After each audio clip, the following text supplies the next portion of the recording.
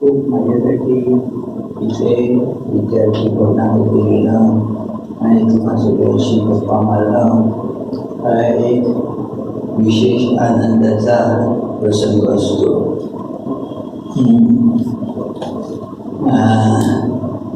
मी बरंच काही कॉलेजांमध्ये वगैरे शिकलो, पण इथे जे शिकलो विवेकानंद विद्यार्थी भवनमध्ये त्याला खरंच तुलना नाही. ती जीवनाची एक बैठक घडवणारी अशी शिक्षण पद्धती इथे स्वामी विवेकानंदांच्या मार्गदर्शनाप्रमाणे दिली जाते. विवेकानंद विद्यार्थी भवन म्हणजे विवेकानंद हे आपला आदर्श आहे. तुला आपला आदर्श स्वामी विवेकानंद. तर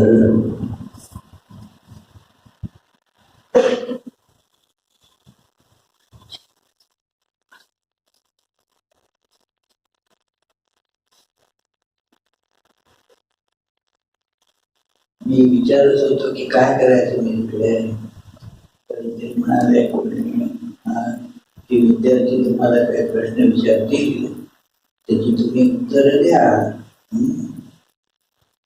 तर त्या सगळ्या प्रश्नांची मला उत्तरं देता येतील जसं काही सांगता येत नाही, कारण तुम्हाला खूप जास्त माहीत असतं. सगळं काही मला उत्तर देता येईल असं नाही, पण मी प्रयत्न करीन. आपल्या हातात प्रयत्न करणं असतं ना, काय होईल नाही होईल आपल्याला माहित नाही, पण प्रयत्न करणं आपल्या हातात असतं. तर मग मी पण तसंच प्रयत्न करीन तुमच्या प्रश्नांना यथाशक्ती उत्तर द्यायचा. तर काही कोणाला प्रश्न विचारायचा असला तर विचारा जरूर. आणि प्रश्न विचारायच्या आधी तुमचं नाव, काय शिकता आणि कुठल्या गावाहून आला ते सांगा. काय सोपं काम आहे की नाही? काय आहे कोणाला काही प्रश्न? काही प्रश्न नाही ते कोणाला? विचारा. काय नाव? तुमचं नाव सांगा. माझं नाव बजरंग आहे. बजरंग. यवतमाळ यवतमाळ शहरात ना? नाही, ते मथुरा नगर एक गाव आहे. कुठलं? मथुरा नगर. मथुरा नगर. अरे बापरे, मथुरा गेली काय यवतमाळमध्ये? अच्छा. आणि काय शिकता? BA English literature. BA English literature. Akash. काय विचारायचं तुमचं? मला प्रश्न वेगळा आहे. जेव्हा तुम्ही तुमची बॅच 1974 मध्ये होते, तर त्याच्याविषयी ऐकायला आवडेल. तेव्हा काय विद्यार्थी 74 मध्ये फार जास्त नव्हते. 74 मध्ये 30 जण होतो आम्ही. तर आणि त्यातले कित्येक विद्यार्थी अजूनही येतात इथे. तर ज्यावेळेस ती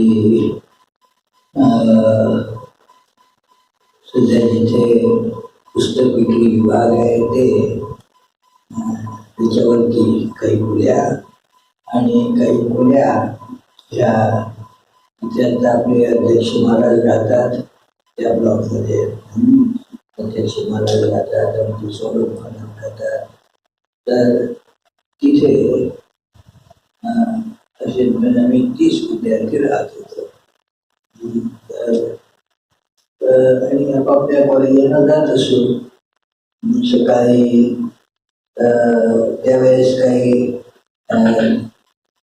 चहा नाश्ता वगैरे काही उपलब्ध नसेल. कोणाला करायचं तर त्याची त्यांनी स्वतंत्र व्यवस्था करावी.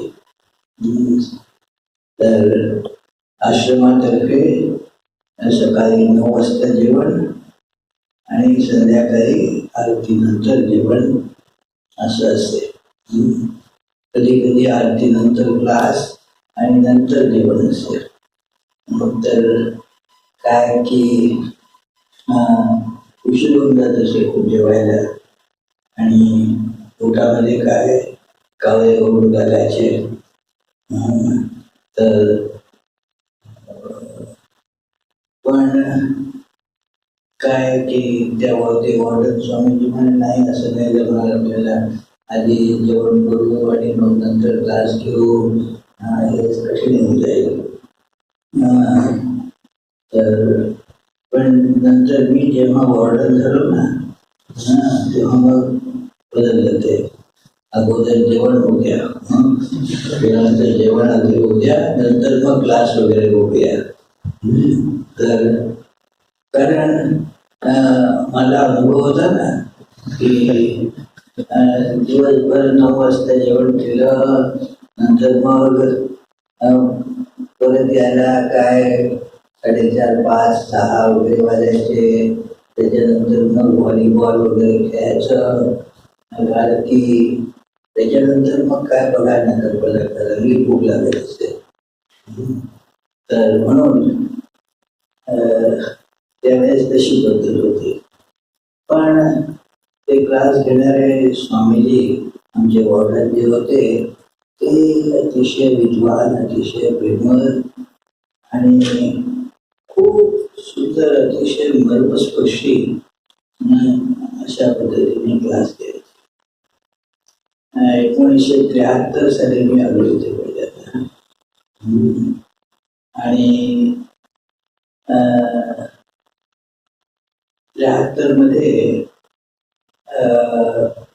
पहिलं पुस्तक त्यांनी त्याला घेतलं सगळ्यांच्या बरोबर. तिथे क्लासेस सुरू झाले. त्या पुस्तकाचं नाव होतं वेदांत आणि जीवन. तुम्ही बघितलं का ते पुस्तक? स्वामी विवेकानंदांचं एक छोटस पण फार महत्वाचं असं पुस्तक आहे. काय पुस्तकाचं नाव सांगितलं मी? तर वेदांत आणि जीवन. तर तेच पहिल्यांदा पुस्तक विवेकानंदांचं मी वाचलं. काही काही त्यांचे छोटे काही वचनं वगैरे असायला काही काही विवेकानंद म्हणतात वगैरे असे काही पुस्तकं बघितले होते.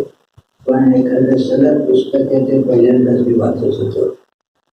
तर फार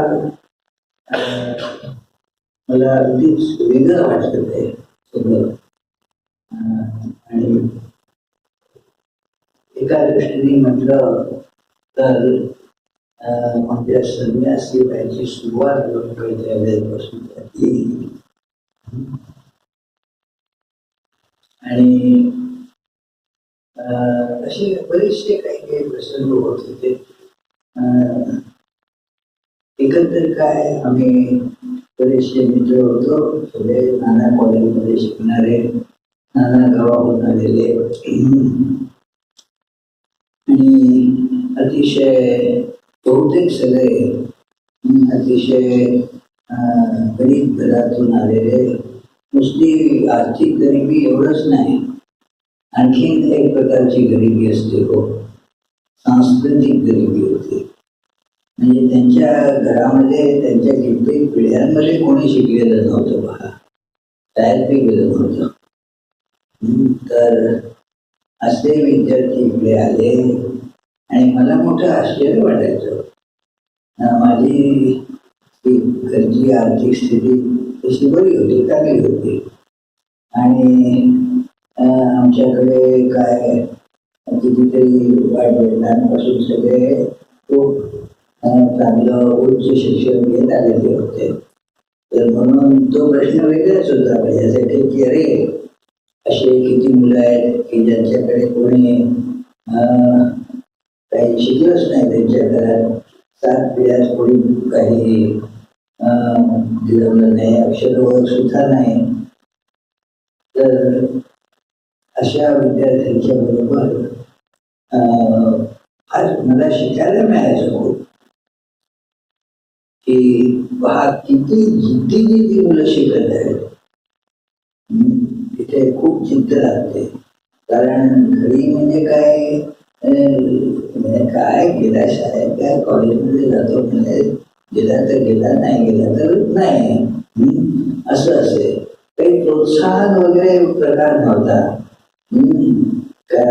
नाही गेला तर जरा कास्तकारीला थोडं मदत होऊन जाईल. ते काही नाही तर थोडी गुरं बिरं चालायला धरून जाईल. असा विचार असेल. नाही एवढं शिकून काय करायचं आपल्याला. तर म्हणून माझा जो रूममेट होता तो असाच एका खेड्यातला आणि अतिशय गरीब परिस्थितीतनं प्रयत्न करत होता वर जायचा. आणि इतकी जिद्द होती की काही फार बुद्धिमान होता असं मी म्हणणार नाही. दोन गोष्टी असतात. काही लोक उपजत बुद्धिमान असतात आणि काही लोक उपजत बुद्धिमान नसले तरी ती कुणी मेहनतीने करून काढतात. तर हा दुसऱ्या प्रकारातला होता आणि खूप अभ्यास करायचा. गरीब इतका होता की त्याच्याजवळ फक्त एक शर्ट पॅन्ट होता. किती? एक शर्ट पॅन्ट. त्यावेळेस काही विद्यार्थ्यांना असं तुम्हाला मिळतो तसं काही पोशाख वगैरे मिळत नसेल. एक शर्ट पॅन्ट होतं आणि म्हणून तो काय की रविवारी सुट्टी असेल त्या दिवशी ते धुत असेल आणि त्या दिवशी आपलं टॉवेल लावून कसा कसं राहत असेल. तर बघा तुम्ही म्हणजे अशी परिस्थिती होती. ते त्याला स्कॉलरशिप होती. तो त्या SC होता तर त्याला ती स्कॉलरशिप होती.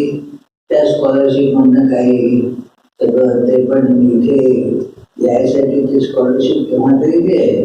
तर तोपर्यंत मग तो काही लोन काढायचा.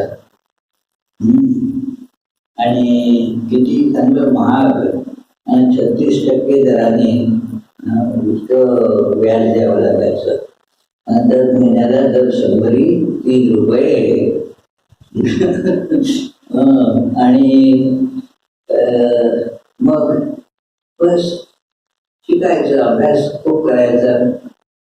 आणि त्याच्यापासून मला खूप शिकायला मिळालं की काही असं विशेष पाया नसताना, शिक्षणाचा चांगल्या शिक्षणाचा पाया नसताना सुद्धा तो किती मेहनत करून सगळं ज्ञान आयत्त करायचा प्रयत्न करत आहे. तर आणि तो पुढे खूप चांगलं शिकला. आम्ही एकाच वर्गात होतो, एकाच कॉलेजमध्ये एकाच वर्गात होतो. आणि नंतर तो माझ्यावरच पुढे गेला. तो Indian institute of science Bangalore इथे सायन्स कॉलेजमध्ये त्याने केमिस्ट्रीमध्ये मास्टर्स केलं. पहा किती मोठी गोष्ट होती एका त्या खेड्यातल्या मुलासाठी. ते खेळ म्हणजे पहा तुमच्यापैकी कोणी किती जण भंडारा जिल्ह्यातले कुठल्या भागातले? अड्याळ माहिती आहे ना? त्या अड्याळच्या जवळ तिथे मोठा कोसरा माहिती. तो मोठा कोसराचा आहे का? कोणी ते जवळच आहे त्याच्यावर. तर तो ते कोंढा कोसऱ्याच्या तिथे अकोट नावाचं गाव आहे छोटस. अकोट आणि त्याच्या बाजूला आणखीन एक छोटस गाव आहे चिचाड. तर ते तिथे दोघं विद्यार्थी होते आमच्याकडे अकोटचे. तर हा एक होता आणि तिथे म्हणजे जायचं म्हणजे बस जात असे फक्त त्या रस्त्यापर्यंत. तिकडून 5-6 किलोमीटर मग ते बैलगाडी बोलवत असतो पत्र देऊन आधी.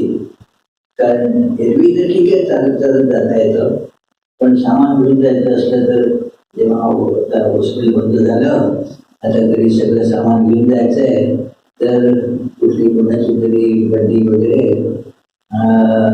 बोलवत असे जात असे. घरी काही मी एकदा गेलो होतो त्याच्या घरी. 1 दिवस 2 दिवस राहिलो होतो. आणि काही नाही घरी काही फर्निचर नावाची काही गोष्टच नाही. आणि सगळं काय आई वडील तिथे ज्यावेळेस तो व्यवसाय खूप होता, त्यांनी आई वडील नव्हतेच त्याला, वडील वारले होते, आईला वेळ लागत होतं. आणि तिथे ते चुलत भाऊ आणि बहिणी त्याला जमा करत असत त्याचा. ते लोक काय थोडी शेती होती आणि बाकी सगळा वेळ काय की विड्या असतात ना, विड्या व्हायचं.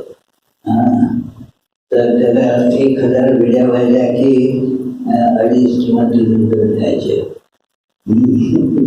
तर त्या वेळेची रुपयाची किंमत ही वेगळी होती, पण त्याच्यातनं सगळं तेवढ्यापेक्षा चालवावं लागायचं.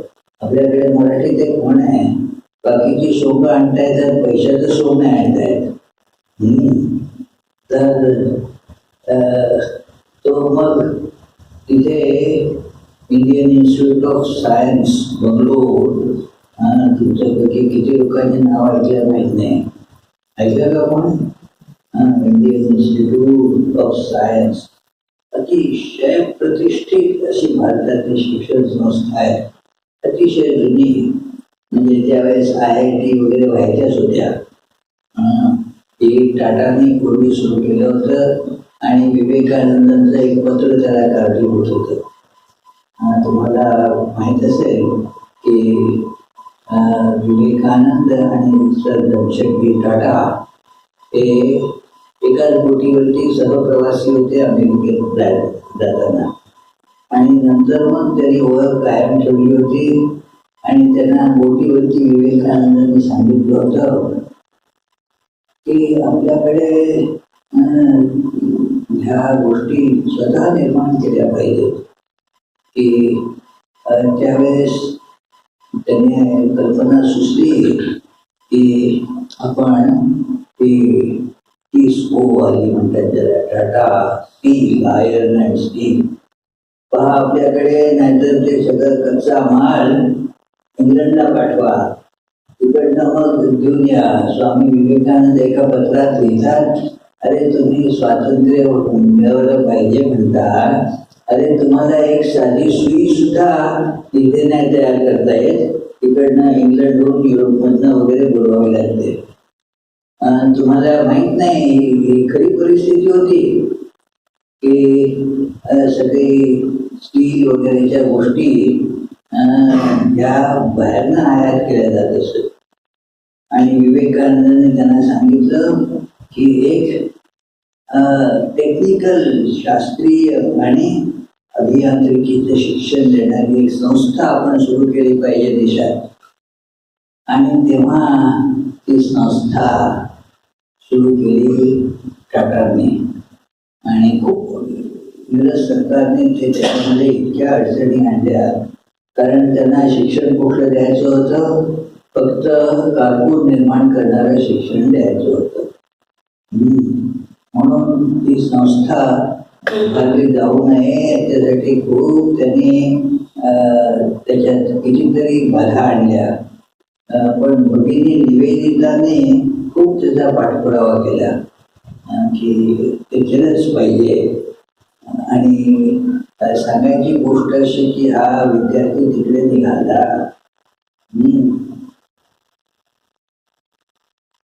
त्यावेळेस तो पहिल्यांदा ट्रेनमध्ये बसला. कारण तिकडे तुमच्या पवनी अड्यार वगैरेकडे काही ट्रेन नाही आहे, आणि कधी बघितली नाही ट्रेन कशी असते. त्याला माझा एक मित्र होता तिकडे शिकणारा, आणि त्यांनी सगळं समजावून सांगितलं कसं जायचं आणि ट्रेनमध्ये कसं बसायचं वगैरे. आम्ही सगळे त्याला सोडायला तिकडे गेलो होतो ट्रेन स्टेशनला. मग तो झाला खूप चांगला विद्वान झाला, PhD झाला, फ्रान्समध्ये गेला, तिकडे त्यांनी खूप बरंचसं आणखीन संशोधन केलं. आणि मग IIT कानपूरमध्ये बरेच दिवस प्राध्यापक होता. आणि नंतर कुठल्या तरी सागर का कुठल्या युनिव्हर्सिटीचा कुलगुरू झाला होता. तर आता निवृत्त झालेला आहे. तर पहा असे विद्यार्थी किती स्फूर्तिदायी असतं त्यांचं एकंदरीत त्यांची एकंदर ग्रोथ बघितली तर किती आनंद होतो ना. आणि असे एक पुष्कळ त्यावेळेच्या आमच्या बॅचमध्ये मी सोडून आणखीन एक दोघं होते अपवाद, सगळेच्या सगळे PhD झाले, सगळेच्या सगळे प्राध्यापक वगैरे झाले. अजून तुम्हाला दिसतील त्यातले पुष्कळ असे येतात तिकडे आपले वाकडे वाकडे सर माहिती आहे का तुम्हाला? तर त्याच्यानंतर लोखंडे लोखंडे पण तिथेच जवळच्या त्या गावचाच होता. पण ते त्यावेळेस ते जिल्हा चंद्रपूर होता. तर बाजूने ते बहुतेक गावाचे चंद्रपूर जिल्ह्यात होते. तर खूप तर त्यांचा इतका बदलला. त्याच्या तोंडात त्या गावठी सगळ्या शिव्या होत्या खांद्याच्या. तर आणि त्यांनी स्वतःच ठरवलं की नाही नाही आपण आता असले शब्द वापरायचे नाही. कठीण होतं त्याच्यासाठी, पण केलं त्याने बिलकुल. म्हणजे मला कळलं की एखाद्याने जर अगदी मनाचा निश्चय केला तर आपल्यातल्या अनेक वाईट सवयींवरती नियंत्रण आणता येतं. तर तो PhD झाला. आणखीन एक आमच्या बरोबर त्यावेळेस आता तिकडे अमेरिकेत आहे, तुकाराम अटवाळ म्हणून, तोही तिथे भंडारा जिल्ह्यात तिथंच. तुम्हाला माहिती असेल ते गाव कुणाला? बाचेवाडी. बाचेवाडी माहिती आहे? ते तिथेच आहे त्या भागात. तर तिकडे मी गेलो नाही पण मला माहित आहे. त्याच्यानंतर आणखीन एक विद्यार्थी होता, तोही आला होता त्या दिवशी भेटायला. तर तोही तिथे भंडारा जिल्ह्यातच त्या कोणीच्या जवळ गाव होतं त्याचं. तर मला गावाचं नाव नाही आठवत. नंतर ब्रह्मपुरीमध्ये प्राध्यापक झाला, हे नाव त्याचं. तर असे सगळे म्हणजे खूप शिकलेले, फक्त मीच जास्त नाही शिकलो. तर बाकी सगळे खूप शिकले आणि खूप मोठे झाले. छान सगळं काम केलं. चांगली होती ना बॅच तुमची. तर आणखी काही प्रश्न कोणाला विचारा? काही घाबरायचं लागायचं वगैरे काही कारण नाही. मी काही असा दिसतो का की वाघासारखा? नाही, मी काही खाऊन नाही टाकणार तुम्हाला किंवा रागवणार पण नाही. सांगा.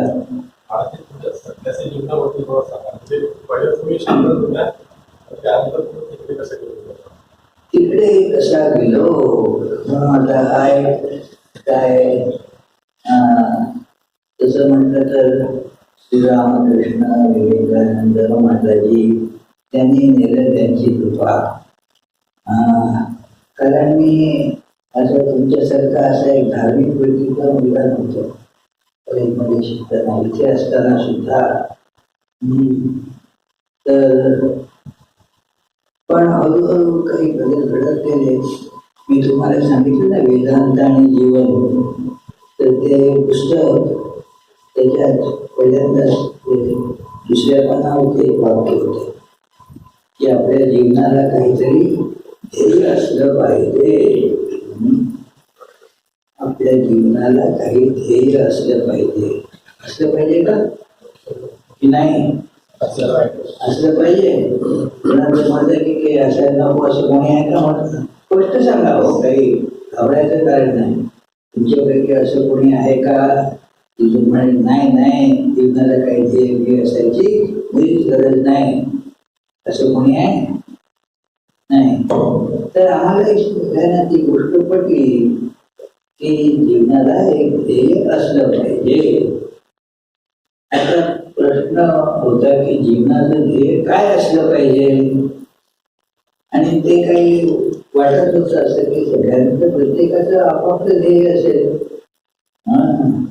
कुणाला खूप सर्वोत्कृष्ट खेळाडू व्हायचं असेल कुठल्या तरी खेळामध्ये, कुणाला खूप पैसे मिळवायचे असतील असं ध्येय असेल, कुणाला अतिशय विद्वान वैज्ञानिक व्हावं असं वाटत असेल, कुणाला चांगलं राजनीतिज्ञ व्हावं असं वाटत असेल, भारताचा प्रधानमंत्री व्हावं असे कुणाचे जीवाचं ध्येय असू शकतं. तर सगळ्यांचं ध्येय एकच असलं पाहिजे असं काही वाटत नव्हतं. पण त्यावेळी जे स्वामीजी होते, जे पितांबरानंद नाव त्यांचं, तर त्यांनी सांगितलं मला होते की पहा, तुम्ही सगळे काय गणित आणि विज्ञान शिकणारे विद्यार्थी आहात. जवळजवळ आम्ही सगळे विज्ञान शिकणारे गणित शिकणारे विद्यार्थी होतो. तर म्हणे पहिल्यांदा जीवनाचं ध्येय त्याची व्याख्या निश्चित करा. म्हणजे मग काय ध्येय असावं हे करू शकतं. उगाच नाहीतर आपलं हे ध्येय असेल ते ध्येय असेल. अरे पहिल्यांदा ध्येय, जीवनाचं ध्येय या शब्दाची व्याख्या तरी नक्की करा. आणि मग आम्ही दोघं खाजू लागलो बा की काय व्याख्या काय सांगायची याची. आणि मग त्यांनी सांगितलं, पहा मी एक व्याख्या सांगतो, तुम्हाला पटली तर बघा. म्हणाले की जे मिळाल्यानंतर आणखी काहीही मिळवायची गरज असू नये, गरज राहणार नाही, त्याला जीवनाचं ध्येय म्हणता येईल. कारण समजा एखाद्याचं ध्येय असं असलं की मी सर्वोत्कृष्ट वैज्ञानिक व्हावं, आणि समजा कोणी झाला तरी प्रश्न राहतो मग पुढे काय, झालं त्याच्या पुढे काय करायचं. म्हणजे मग ते काही जीवनाचं ध्येय असू शकत नाही, कारण आणखी काहीतरी शिल्लक राहिलेलं आहे. आता का मी काय म्हणतो ते लक्षात आलं का? ते आणखी काहीतरी मिळवायचं लक्षात शिल्लक राहिलेलं आहे. तर त्याला ध्येय कसं म्हणणार? जे शिल्लक राहिलं त्याला म्हटलं पाहिजे पण ध्येय. तर म्हणून जीवनाचं ध्येय ते असलं पाहिजे की जे मिळाल्यावर काय पूर्ण समाधान झालं. आणखी काही मिळवायचं शिल्लक असायला नको. काय तुम्हाला पटत नाही का? मागे बसले ते पटत ना? बरोबर आहे ना? तर ते जीवनाचं ध्येय ते असं असलं पाहिजे. तर मग मी विचार करू लागलो असं काय आहे. ते महाराजांचे खूप स्वतः अशी पटकन उत्तर नाही द्यायचे, तुम्ही उत्तर शोधून काढा. असं काय आहे की जे मिळाल्यावर आणखी काहीही मिळवायची गरज उरणार नाही. आणि विचार करत होतो काय आहे. आणि तिथेच मला एक वेगळा विचार मिळाला की जीवनाचं ध्येय असलं पाहिजे, आणि ते असं असलं पाहिजे की जे मिळाल्यावर आणखी काहीही मिळवायची गरज उरू नये. मग असं काय आहे. आणि खूप विचार करून मी तुम्हाला आता ती सगळी सांगत नाही गोष्ट, पण लक्षात आलं की आपलं ध्येय आहे सर्वोच्च आनंद मिळवणं. बाकी सगळ्या गोष्टी आपण आनंद मिळावा याच्यासाठी करतो. खूप पैसे मिळवावे काय उद्देश आहे, त्याचा आनंद मिळावा, त्याचा पैशामुळे मिळतो असे एक गैरसमज असते आपला. पैशामुळे आनंद मिळतो, ठीक आहे, पैसे लागतात आपल्याला, त्याच्यातनं काही जेवण खावण वगैरे होते. जर एखादी खोली भाड्यानं घ्यायला वगैरे पैसे लागतील, ठीक आहे. पण आनंद पैशातून कधी मिळणार नको, कुणालाच मिळाला नाही आणि मिळणार पण नाही. किती पैसे मिळाल्यावर आनंद मिळेल, एवढे मोठे मोठे सगळे बिल गेट्स सारखी काय काय नावं घ्या मोठी मोठी, आणखी पैसे मिळाले पाहिजे म्हणून त्याच्यासाठी खटाटोप करतात. कारण पैशात काही सुख नाही, आनंद नाही. शिवाय तुम्ही पैशाचे गुलाम होऊन जाता. ती एक फार सहज समजण्यासारखी गोष्ट सांगतो तुम्हाला. जर तुम्ही पैशाच्या मागे लागला, पैसा पळतोय पुढे, तुम्ही त्या पैशाच्या मागे धावता आहात, तर मग कोण मालक आहे आणि कोण गुलाम आहे सांगा बरं. पैसा झाला मालक आणि तुम्ही त्याच्या मागे मागे धावता आहात, तुम्ही गुलाम. मग कोण कोणाचा उपयोग करून घेतो सांगा बरं. पैसा आपला उपयोग करून घेतो. आपल्याला पैशाचा उपयोग करता येत नाही मित्र. फार कमी लोक असतात असे ज्यांना पैशाचा उपयोग करता येतो. बाकीचे लोक सगळे पैसे वाढवायच्या मागे लागतात. मागे बऱ्याच वर्षापूर्वी आपल्या मोदी महाराजांनी एक विनोद सांगितला होता की एक माणूस आपल्या बायकोला पुढे हुशारी मारत होता. आज मी म्हणजे का 5 रुपये वाचवले, बसमध्ये बसण्याच्या ऐवजी बसच्या मागे धावलो तर 5 रुपये वाचवले. ती बायको फार शहाणी होती. ती म्हणे त्याच्यापेक्षा टॅक्सीच्या मागे धावला असता तर 50 रुपये वाचवले असते. बरोबर आहे की नाही. ते पैसा ही अशीच गोष्ट आहे. ते आपल्याला समजून घेतलं पाहिजे मित्र. कारण खूप खूप लोकांची धारणा अशी असते की जास्त पैसे म्हणजे जास्त सुख, आणि इतक्या लवकर आपण ती चुकीची धारणा टाकून देऊ ना, आपलं जीवन आनंदी व्हायला मदत होईल.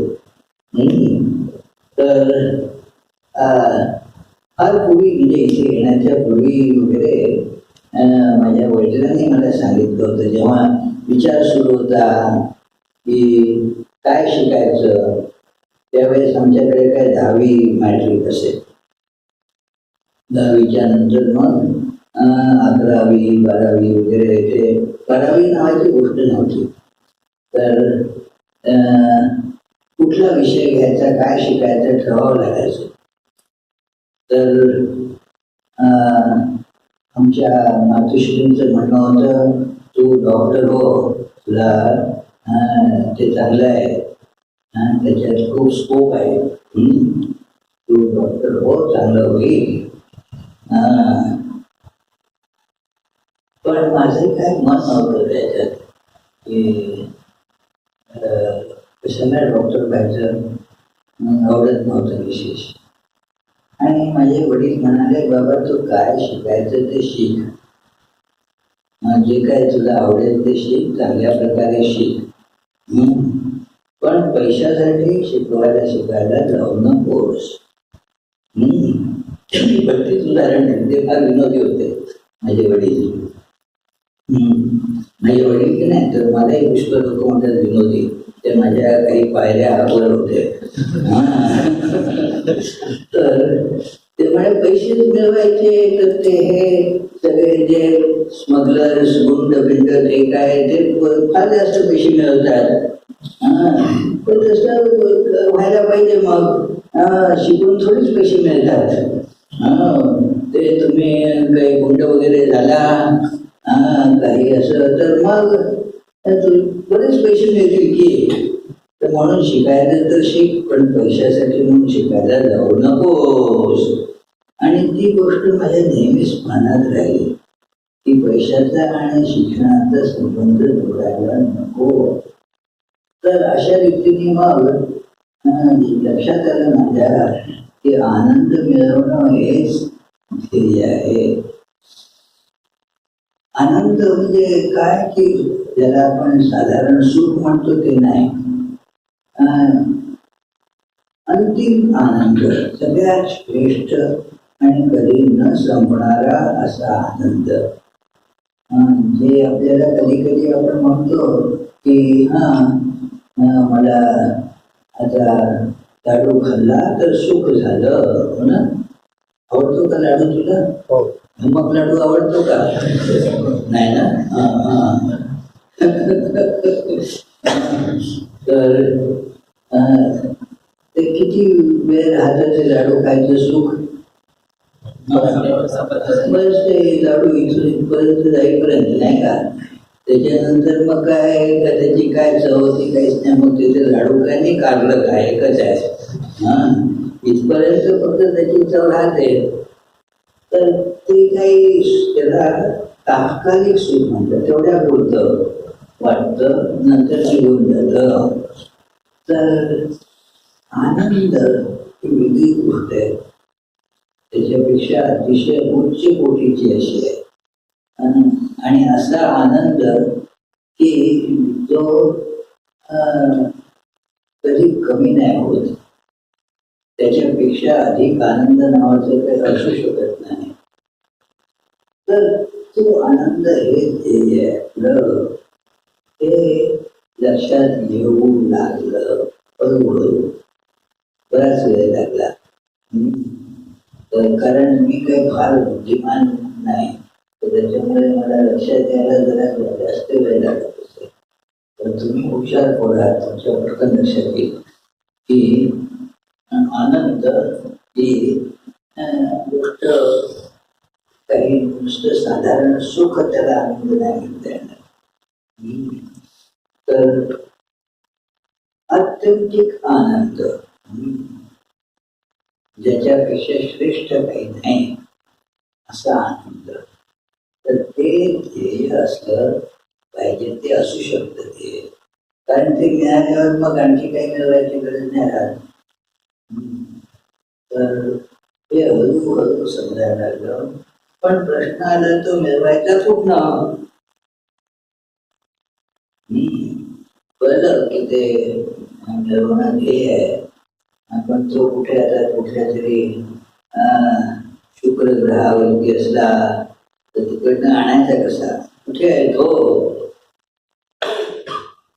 तर तो आनंद आपल्या स्वतःमध्येच आहे, स्वतःमध्येच आहे. तो लाडू खाल्ला तर लाडू मध्ये सुख मिळालं, पण एक लाडू खाल्ल्याने जितकं सुख मिळालं 2 लाडू खाल्ल्याने दुप्पट होते का? ते नाही, कमीच होतं. उलट बाबा एक खाल्ला, दुसरा आपला ठीक आहे खाऊन घेऊ म्हणून खाल्ला, आणखी त्याच्यानंतर मग नाही बाबा नको आता, ते म्हणजे मग कोणाला तरी धमकी द्यावी लागेल, तुला खातोस की नाही तर तसं. तर पण म्हणजे याचा अर्थ काय, लाडू मध्ये आनंद नाही. आणि ही गोष्ट आपण काय की याचं जनरलायझेशन, सामान्यीकरण करू शकतो की कुठल्याच बाहेरच्या गोष्टीमध्ये सुख नाही. लक्षात आलं? तर ते लक्षात आल्यानंतर मग सुख कुठे आहे? तर आपल्या स्वतःमध्येच आहे, आत्म्यामध्येच सुख आहे. आणि परमेश्वर म्हणजे आपला आत्मा, तर तिथे सुख आहे. तर त्याच्या प्राप्तीसाठी म्हणून प्रयत्न करायचा. तर अशी माझ्या संन्यास जीवनाची रुजवात झाली असे म्हणून.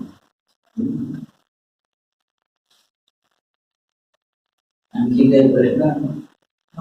क्रोध म्हणजे काय? हा, क्रोध म्हणजे काय? क्रोध येतो का तुला कधी? नाही येत ना? येतो कधी कधी? येतो ना? हा. तर क्रोध म्हणजे काय? हा, तसं म्हटलं तर प्रश्न कठीण आहे, म्हटलं तर सोपा आहे, पण फार प्रॅक्टिकल प्रश्न विचारला त्यांनी. क्रोध म्हणजे काय? तुला आवडतो का क्रोध? आवडत नाही पण येतो ना. हा, तसं आहे की जसा ताप आलेला आवडत नाही पण तरी कधी कधी येतो. हा, तसं क्रोध हा कधी कधी येतो. काय येतो? तर आपल्याला जे हवं असतं ते मिळालं नाही तर कशाच्या तरी अडथळ्यामुळे मिळालं नाही. तर आपली इच्छा ती जेव्हा पूर्ण होत नाही तेव्हा ती इच्छा क्रोधामध्ये परिणत होते. ज्याच्यामुळे मिळालं नाही त्याच्यावरती मग क्रोध येतो. जसं तुम्ही एक चेंडू घेतला आणि या भिंतीवरती फेकला तर काय तुमच्याकडे परत येतो की नाही तो? त्याला क्रोध म्हणतात की तुम्ही तुमची एखादी इच्छा एखाद्या वस्तूवरती गेली आणि तिकडनं ती परत आली तर ती जेव्हा परत येते त्याचं नाव होतं क्रोध. काम आणि क्रोध. इच्छा म्हणजे काम, काम आणि क्रोध म्हणजे हे की जेव्हा ती पूर्ण होत नाही तर आपल्याला वाटतं ही ह्या बदमाशांमुळे ती पूर्ण नाही झाली, तर त्याच्यावरती मग काय होतं? क्रोध येतो. तर म्हणून क्रोध ही अशी गोष्ट आहे आणि ती कोणाचं नुकसान करते? जो क्रोधित होतो त्याचं नुकसान करते. ज्याच्यावरती क्रोधित होतो त्याचं नुकसान नाही करत, त्याला काही नाही होत, तो आनंदात आहे. तू काय की त्याच्यावरती काय होतं? तुझी शक्ती खर्च होते. तुझा छान चेहरा आहे तर बघितलं अशा तर काही वेळा वागल्या दिसेल का नाही? तर असं होतं. तर म्हणून ज्याला क्रोध येतो तो क्रोध त्याचंच नुकसान करतं. आणि मग आपलं नुकसान ज्याच्यामुळे होतं ते आपण काय करायला पाहिजे? टाळायला पाहिजे की नाही? तर म्हणून क्रोध हा टाळायला पाहिजे, कारण त्यांनी आपलंच नुकसान होतं. आपलं नुकसान अगदी खात्रीलायक करून घ्यायचा मार्ग म्हणजे क्रोध. नक्की आपलं नुकसान होईल. ते कशामुळे होणार? क्रोधामुळे. तर आपलं नुकसान व्हावं असं ज्याला वाटत असेल, वाटतं का तुमच्यापैकी कोणाला? तुला वाटतं? नाही. तर म्हणून त्याने सगळ्यांनी क्रोध बाजूला काढला पाहिजे, बाजूला टाकून दिला पाहिजे, प्रयत्न करायचा. एकदम होईल असं नाही, सवय लागलेली असते क्रोधित व्हायची. सवयी कठीण असतात जायला. इंग्रजीत काय म्हणतात सवयीला? हॅबिट. तर हॅबिट मधला HABIT असतो. तर एच काढला तरी ए बीट रिमेन्स, ए काढला तरी बीट रिमेन्स, तरी बी काढलं तरी इट रिमेन्स. तर म्हणून हॅबिट काय सरळ इतक्या लवकर सवयी जात नाही. म्हणून क्रोधित होण्याची सवय लागली ना की मग ती लवकर जात नाही, फार कठीण असतं. तर म्हणून कशी काढायची त्याच्या विरुद्ध हे पतंजलींच्या योगसूत्रात राजयोगात सांगितलेलं आहे की काय करायचं. मग त्याला उलट वळण द्यायचं. एखाद्या व्यक्तीचे दोष दिसल्यामुळे त्याच्याबद्दल क्रोध येतो, त्याच्याऐवजी त्याचे गुण बघायचे. सगळे प्रत्येक व्यक्ती गुण आणि दोषाने युक्त असतोच. कोणी असं नाही राहणार की फक्त दोषच आहे आणि कुणी असंही नाही राहणार की फक्त गुणच आहे. पण आपल्याला गुणावरती क्रोध आला की काय दोष दिसतात. तर त्याच्याऐवजी त्यातले गुण बघायचा प्रयत्न करायचा. एका स्वामीजींनी छान उदाहरण दिलं होतं की तुमच्या कधी आमच्याकडे ते बिल्डिंगला दरवाजाला वगैरे लावायचा पत्रा आणला होता दुकानात, हार्डवेअरच्या दुकानात. तो पत्रा येतो असा रोल येतो, गुंडाई येते, तर तो गुंडाई अशी उकळून सरळ करावी लागतेच. ते सरळ केले की पुन्हा गुंडाई होऊन जात असेल, पुन्हा सरळ करा, पुन्हा गुंडाई होऊन जात असेल. तर त्याचा उपाय काय असतो की त्याला आता उलट गुंडा, उलट गुंडा, आणि मग त्याच्यावरती काही सगळं पीठ वजन ठेवून द्या. 1 तासाभराने जर उघडाल तर सरळ गुंडा येईल. तर तसंच जर क्रोध आला तर उलट करा. भगवान बुद्धांचं एक छान वचन आहे, अक्रोधेन जिने क्रोधम असाधुं साधुना जिने. अक्रोधाने क्रोधावर विजय मिळवा.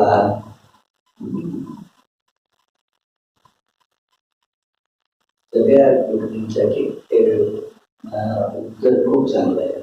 उलट करायचं त्याच्या.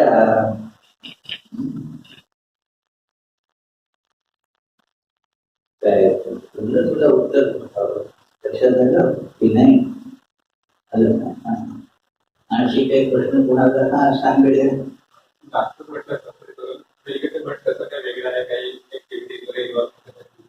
आता काय वेगळ्या असतात, काही ना काही साधारण बाह्य गोष्टी वेगळ्या असतात. बाकी सगळं ते संन्यासी लोकांचं काय तसंच असतं. आमचं जीवन म्हणजे काय असतं संन्यासी लोकांचं, ते तुमचे धनराज महाराज वगैरे लोक, ते खूप काम करणारे लोक आहेत. तर बाकी माझ्यासारखे म्हणजे काय की बस आराम करायचा, जेवण करायचं, झोप घ्यायची. ते इथे पण तेच करतो, तिथे पण तेच करतो. काय तर ते तो भाग एकच असतो. काही बाहेरच्या गोष्टी वेगळ्या असतात. इथे गरम असतं, तिथे थंडी खूप असते. त्याच्यामुळे इथे आता एवढं शर्ट घालून आलोय तोही काढावासा वाटतो कधी कधी. तिकडे म्हणजे स्वेटरांवर स्वेटर, 4-5 स्वेटर घालावे लागतात. तर हा काही फरक असतो. तर बाकी साधारण तसंच असतं. इथल्या आश्रमात जसे खूप संन्यासी आहे, ब्रह्मचारी वगैरे आहेत. तिथे फक्त योगात्मानंद एकटाच आहे. एक ब्रह्मचारी होता, तो त्या ट्रेनिंग सेंटरला तिकडे गुरुमुखात गेला. बाकी काही होतं म्हणून तिथे एकच व्यक्ती बरीचशी कामं करतो. एवढाच फरक आहे, बाकी तिथे इंग्लिशमध्ये बोलावं लागतं. तर मी कोणी विचारलं, म्हणतो अरे काय ते नाहीतरी व्याख्यानांमध्ये काय लोक जोक काढतात. तर आता इंग्लिशमध्ये जोक काढणं काय आणि मराठीत जोक काढणं काय एकच तर नाही, असं काही ते शिकून घ्यावं लागतं आपल्याला. नाहीतर ते काही तुम्हाला स्वीकार नाही करणार तुमचा. जर तुम्ही नीट चांगल्या रीतीने भाषा नाही शिकला, त्या भाषेमध्ये त्यांना समजू शकतील, त्यांच्या उपयोगाला येऊ शकतील असे विचार मांडण्याची तुमची तयारी असली पाहिजे. आणि ती असते काय की तुम्ही त्यांच्याशी एकरूप झाला की मग तुम्हाला त्यांचा मनोभाव समजून येतो आणि त्याप्रमाणे तुम्ही तुमची व्याख्यानं, प्रवचनं, तुमचे वार्तालाप ते सगळे त्या प्रकारे करू शकतात. तिथे आणखीन एक असतं, तिथे काय कोणी स्वयंपाकी वगैरे नसतं. योगात्मानंद स्वयंपाकी आहे असं आहे. तर आपल्याला सगळं करावं लागतं.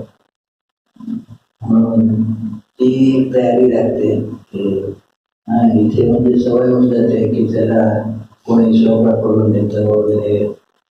तिथे काय असं काही नाही. तर असे काही काही फरक आहेत.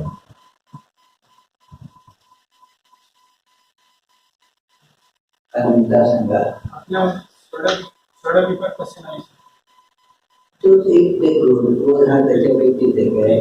तेच तत्वच्या बाकीच्या विकारांना नाही लावायचे. तर आता ते 6 म्हणा 600 म्हणा काही फरक नाही पडत. पण जेव्हा तो त्याला विकार का म्हणतात, कारण तो आपल्याला त्रास देतो, त्याच्यामुळे आपलं जीवन कलुषित होतं, म्हणून त्याला विकार म्हणायचं.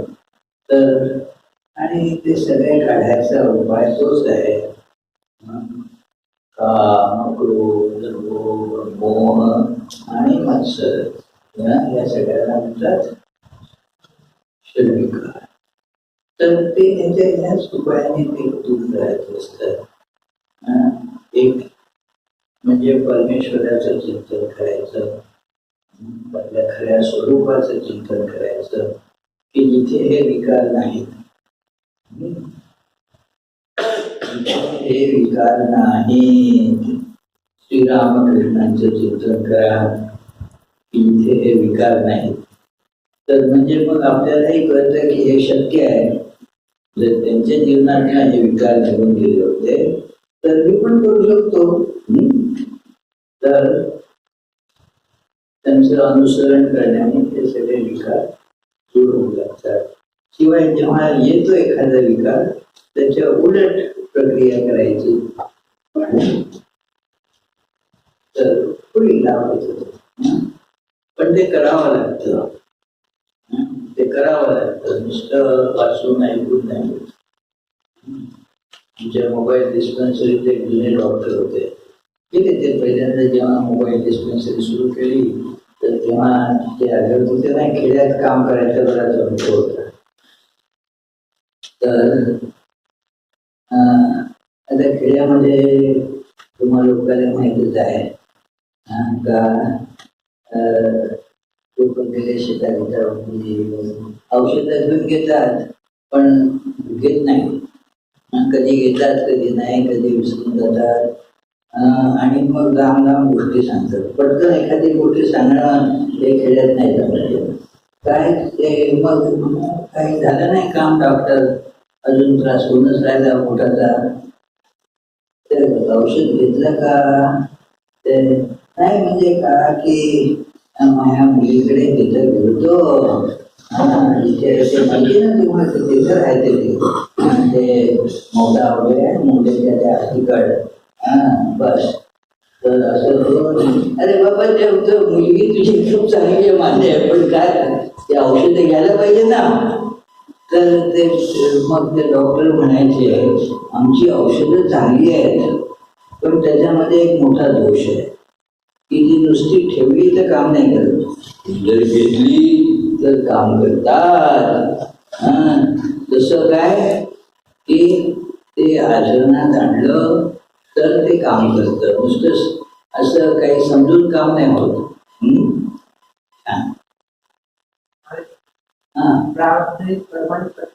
अरे बाबा हे सगळे मोठे मोठे शब्द मला एवढे शब्द प्रारब्ध वगैरे म्हणजे काय काय सगळं. काय प्रारब्ध म्हणजे अरे तर ते काय की त्याला प्रारब्ध म्हणत नाही काही. लोक चुकून वापरतात हा शब्द, पण बरोबर नाही हा शब्द त्याच्यासाठी. असो म्हणजे पूर्वजन्मीची जी कर्म असतात त्याची फळं आपण या जन्मी भोगतो.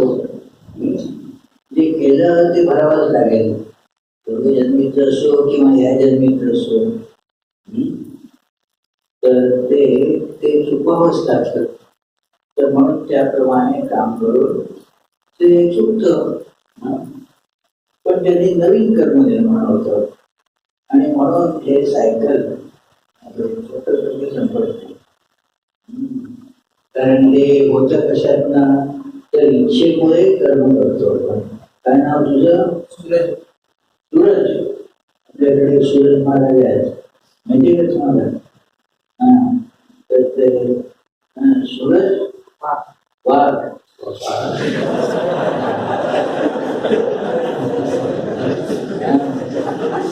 म्हणजे घाबरत असतील वाघाला म्हणजे ना. चला, तर असो तर काय की तू एखादं काम का करतो बरं? काहीतरी इच्छा होते म्हणून त्या इच्छेमुळे ते काम केलं जातं आणि मग त्या कामाचं फळ पण असतं. त्या फळामुळे ती इच्छा आणखी जास्त वाढते. मग आणखीन काम होतं, मग आणखीन त्याचं फळ असतं. अशा रीतीने हे चक्र जास्ती अधिक अधिक दृढ होत जातं, मोठं कठीण होत जातं. जसं ते कर्जबाजारी होते का नाही लोक, की चला हे एवढं काम करायचं, एवढं कर्ज घेऊ. मग काय की त्याचं व्याज फेडता मुश्किल होतं. आणखीन त्याच्यासाठी कर्ज घेऊ, आणखीन कर्ज घेऊ. करता करता काय की मग घर जाते, शेत जाते, काय असेल ते सर्व त्या सर्व जाते. रस्त्यावरची येते माणूस, पिकेला राहायचं. तर तसं आपल्या इच्छेप्रमाणे कर्म करतो, ते वाढत जातो. तर म्हणून काय केलं पाहिजे?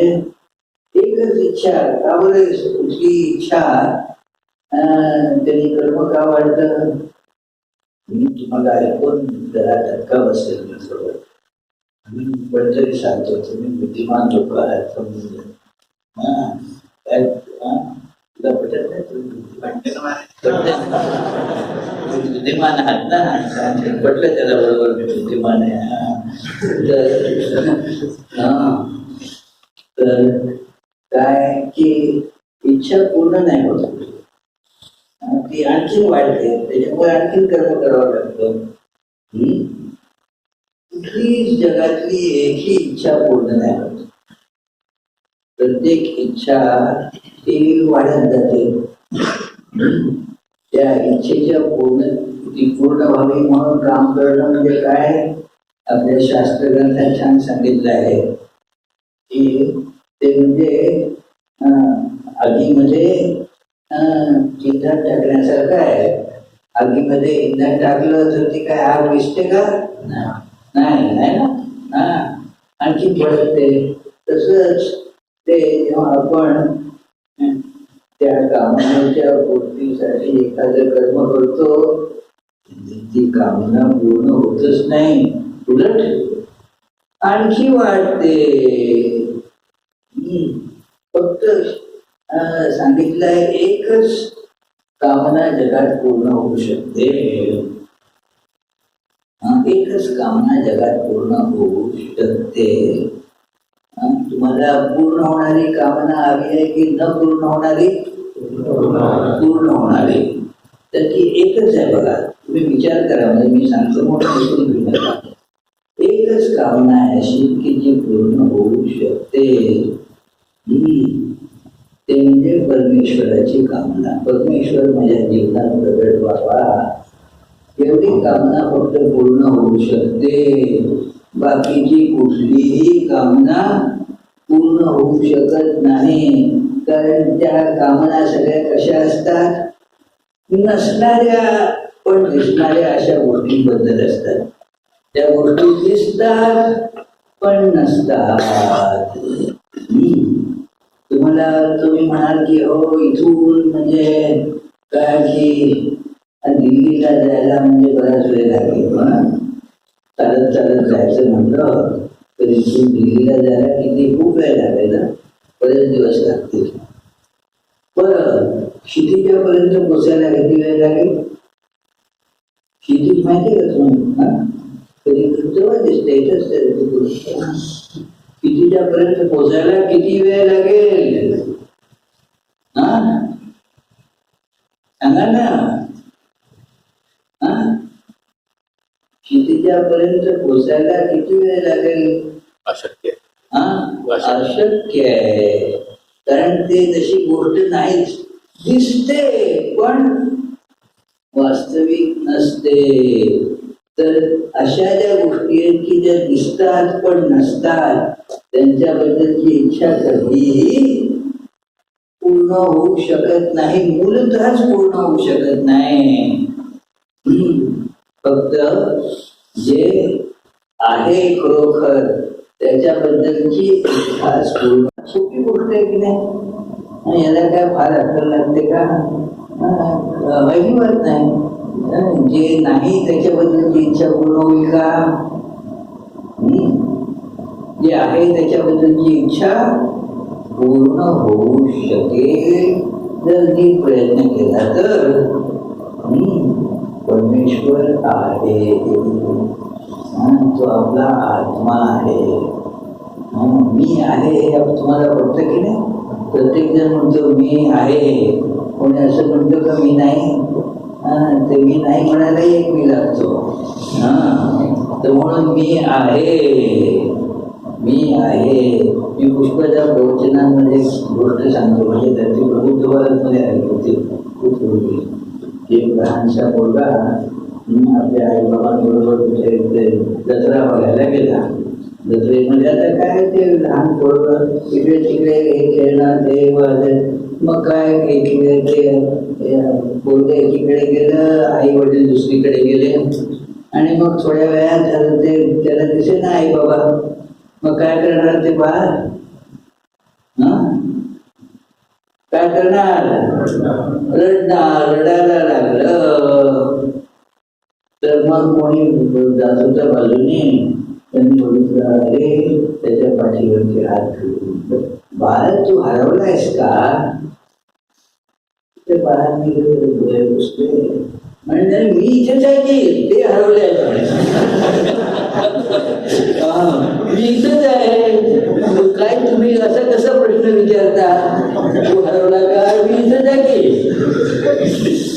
तर आत्मा कधी कुणाचं हरवत नाही. तीच एक गोष्ट सत्य आहे, त्याच्याबद्दल तुम्ही नक्की खात्रीपूर्वक सांगू शकता की ते आहे, मी आहे. तर म्हणून ती आहे, तिची प्राप्ती करून घेतली पाहिजे, तिचा शोध घेतला पाहिजे. तर तुम्हा लोकांना त्यांना भूक लागली असेल आता. काय धनराज महाराज काय छान बोल. तुमच्याशी सगळ्यांशी गप्पा मारून खूप आनंद झाला आणि खूप छान छान प्रश्न विचारले तुम्ही. चालू ठेवा तुमचं सगळं विश्लेषण, आपल्या जीवनात काय ध्येय असावं आणि ते कसं मिळवावं याच्याबद्दल प्रयत्न सतत सुरू ठेवा. ठीक आहे. मला शेवटचा म्हणजे जुलै म्हणून शेवट झालाय का? माझं नाव प्रतीक राजा. जसे तुम्ही सुरुवातीला म्हणाले की मी त्या आध्यात्मिक त्या संस्कारामधून आलेले नाही, तेवढे आध्यात्मिक नव्हते. तर मग तुमच्या आयुष्यामध्ये असा कोणता प्रसंग घडला ज्याच्याने तुमच्या भगवंतावरचा विश्वास आणखी आधी नव्हताच विश्वास, दुर्भाग्याचा प्रश्न नव्हता. पण तेच मी तुम्हाला सांगितलं ना की जीवनाचं ध्येय असलं पाहिजे.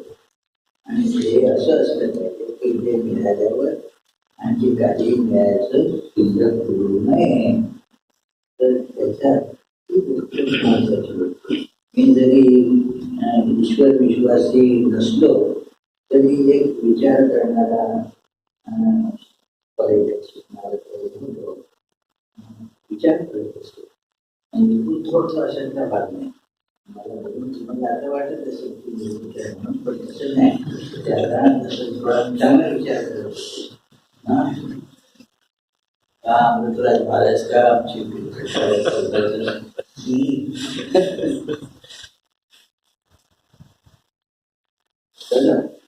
बस ठीक आहे. मग अमृत महाराज